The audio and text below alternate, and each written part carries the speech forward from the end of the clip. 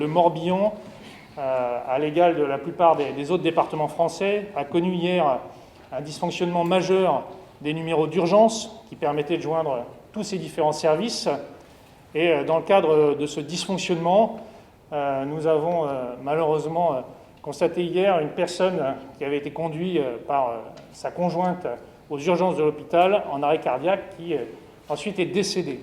Aujourd'hui, bien sûr, les numéros d'urgence, le 15, le 17, le 18, le 112, fonctionnent, mais continuent, pour certains, à connaître des problèmes.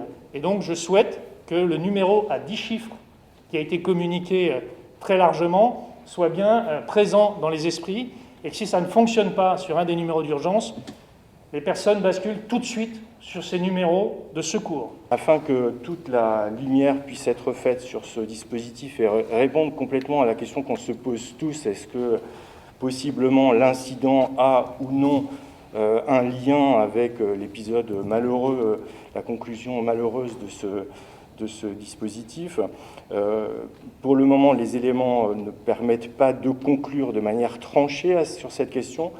Il y a une enquête administrative en cours et je souhaite saisir le procureur de la République de cet incident de façon à ce qu'à la fois il y ait une enquête administrative et une enquête judiciaire, de façon à ce qu'on puisse pleinement répondre à la famille d'abord et puis secondairement à vos questionnements. Nous souhaitons, y compris à l'échelle régionale, faire un recensement exhaustif de l'ensemble des difficultés qui auront été rencontrées, notamment au niveau du SAMU et notamment au niveau des services d'urgence. Donc là aussi, c'est un recensement précis que nous allons faire et il nous faudra un peu de temps pour le permettre. En revanche, ce que je peux vous dire dans le cadre de la cellule de crise à l'Agence régionale de santé qui a été réunie, qui a été activé toute cette nuit et qui l'est encore d'ailleurs, c'est que nous n'avons pas eu d'autres signalements de difficultés de ce type.